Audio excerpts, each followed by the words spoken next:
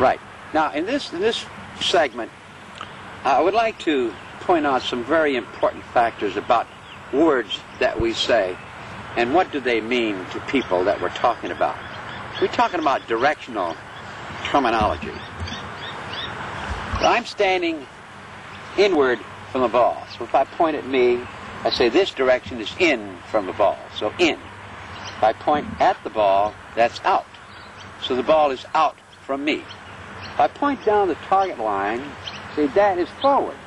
That is a forward direction. Opposite of the forward direction is a backward direction. Right? That's up and that's down.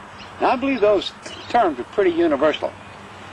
Now let's understand what happens during the initial part of the golf swing and then at the start of the downswing, where we find out is the major difference in all golf strokes.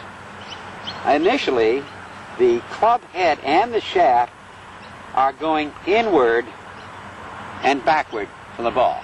So the club head just went backward, inward. There's two directions. And now, because the right arm cocked up, everything came up. At this point, the left arm is parallel to the stance line. The club shaft is pointing at the ball. So three things happened on the backswing as far as the club head was concerned and the club shaft. It went backward, upward, and inward. 3 dimensions. Now, from this position, this alignment at the top of the swing, everyone is concerned about hitting the ball forward. Swinging the club forward to make the ball go forward. But it's impossible to go forward from here. From here I can either go out or down. But since everyone's intent is to go forward from here, they go out from here. And can you see how I go out across that line? I have to go in, and that's their basic problem. They're trying to go forward when the only place they can go is down and now out at the ball. Well, you understand that you went back and in with your hands, and now you have to go out with your hands. Out with your hands. If I go out, the two forces get together, and now the club goes forward. So the forward part of the golf swing is a resultant force of two divergent forces. Now that just means forces coming from two different directions. One direction is downward, the other is out. And when the two of them get together, the resultant direction is forward. Can we appreciate that? So the single most important movement in the golf swing is the start of the downswing. And it simply must be down, so now you can hit out. Watch it go down and then hit out. And you can see where the ball goes. Straight forward. Could it be that simple? Unfortunately, it is that simple. If you could just allow yourself to do it. One of the most important single principles in the entire golf swing is the right elbow's participation and its location from where the right arm moves into the hitting position. There are two elbow locations depending on which one of these strokes are you using.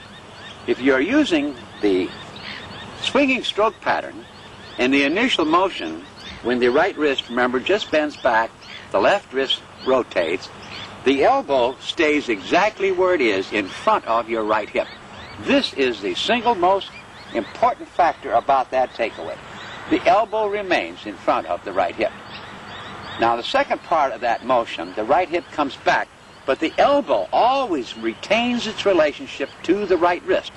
Unfortunately, many golfers allow the right elbow to pull behind them in this manner, and when it comes down, you see it get caught on the hip and forces them to go out around the ball. It's the single most important thing in the swinging stroke pattern is keeping the right elbow in front of the right hip at all times. Now when I start this downswing, this right elbow must come down, reconnect in front of the right hip before I hit out at the ball. In the hitting procedure, however, you see that with the club face continuing to look at the ball, you can see that the elbow does drift off the side, but it still, nevertheless, does not pull behind you. Where could you go from here? You would have to force yourself to hit out around the ball. So, in both procedures, the right elbow never does ever get behind you, that is, in back of you in that manner. But the key here is your left arm. If your left arm comes right straight up here, how are you going to put it back there? Well, you won't. You see, you're forced into doing this correctly if on the 2 to 3, your left arm comes straight up. There's the biggest problem. Keep it there. I assure you, if you can do that, you'll be in a position to hit out at the ball, out at that ball, which you can't do if your right elbow is caught on your side.